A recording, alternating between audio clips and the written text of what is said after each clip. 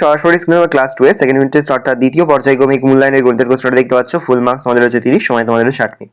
প্রথমে নিজের নাম লিখবে, বিভাগ লিখবে, ক্রমিক নম্বর লিখবে। সঠিক উত্তর ঠিক চিহ্ন দাও। 1 বছর = 12 মাস। 17 সংখ্যাটির এককের অঙ্কটি হলো 7।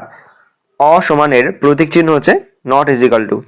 এটা ইজ ইকুয়াল টু সমান সমান, আর সমান সমান বলে একটা লাগবে, নট ইজ ইকুয়াল টু এটা হচ্ছে অসমানের প্রতীক চিহ্ন। 4টি থেকে 0 নিলে কয় থাকে? 4টি। দুই অঙ্কের ক্ষুদ্রতম সংখ্যা হচ্ছে 10। ছোট থেকে বড় দেখো, এখানে ছোট হচ্ছে 2, তারপর 4, তারপর 7, তারপর 8, তারপর দেখো এখানে ছোট হচ্ছে 2, তারপর 3, তারপর 6, তারপর 9, তারপর দেখো ছোট 2, 3, 7, 9, তারপর ছোট 3, 4, 5, 8, বড় দেখো 9, 8, 4, 4, তারপর দেখো 9, 8, 4, 1, 9, 8, 6, 2, 7, 6, 5, 2, দেখে নাও।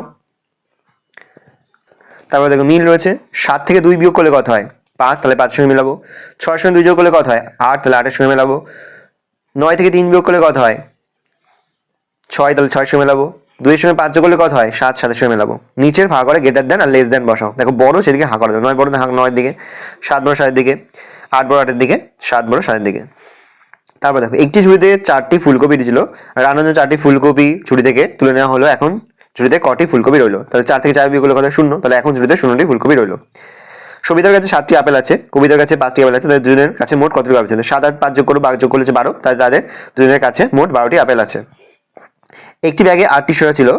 ব্যাগে ফুটো থাকায় 8টি শসা পড়ে গেল। এখন ব্যাগে কটি শসা রইল? 8 থেকে 8 বিয়োগ করলে 0, তাহলে এখন ব্যাগে 0টি শসা রইল।